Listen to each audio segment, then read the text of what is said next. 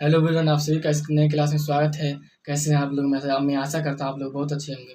तो आज हम पढ़ने वाले हैं बहुपद को वन शॉट वीडियो में। तो कल मैंने कुछ इशू के कारण कल पूरा पढ़ाई नहीं हुआ था, लेकिन आज हम पूरा बहुपद को पढ़ने वाले हैं एक ही बोर्ड पे और एक ही वन शॉट है। चलिए शुरू करते हैं। तो क्या कहते हैं बहुपद के प्रकार? बहुपद के प्रकार किस आधार पर होते हैं? बहुपद के प्रकार दो आधार पर होते हैं। पहला घात का आधार पर। घात का आधार पर कौन कौन होता है? एक पदी बहुपद जिसमें एक पद हो। दूसरा द्विपदी बहुपद जिसमें दो पद हो। जिसमें तीन त्रिपदी बहुपद यानी जिसमें तीन पद होते हैं। यही होता है पद का आधार पर। वैसे होता है एक पद होता है, इसमें एक घाती होता है, द्विघाती होता है, त्रिघाती होता है, ऐसे होता है। अब पद का आधार पर एक पद हो गया, द्विपदी हो गया, त्रिपदी हो गया, ऐसे होता है। तो बहुपद घात के आधार पर कितना होता है?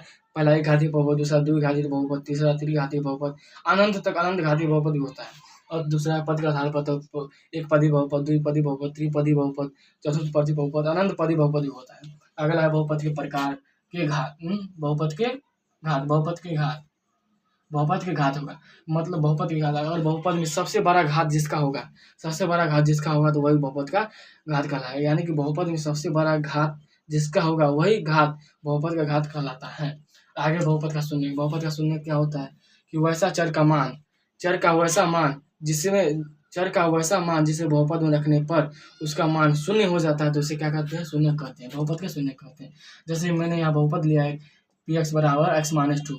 यहाँ पर हम एक्स की जगह कुछ रखेंगे, मान रखेंगे तब ना जीरो होगा या नहीं होगा। तो मान लीजिए हम दो रखे, दो माइनस दो जीरो आ गया, मतलब कि दो दो रखने पर जीरो आ गया, इसलिए शून्य हो गया दो। अगला है शून्यकों का योगफल, यानी कि और कहेगा कि इसको जोड़ो इसको जोड़ो, कैसे जोड़ो? वैसे शून्यकों का योगफल होता है, तो इससे क्या होता है? B Y.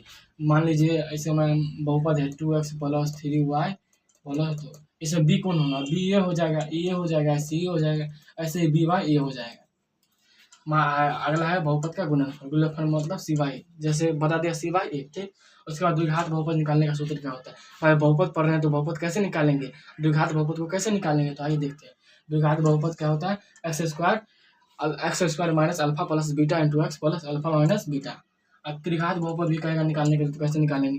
तो x cube minus alpha plus beta plus gamma into x square plus alpha beta plus beta gamma plus gamma alpha into x plus alpha into beta into gamma. अगला है बहुपद का विभाजन एल्गोरिथम।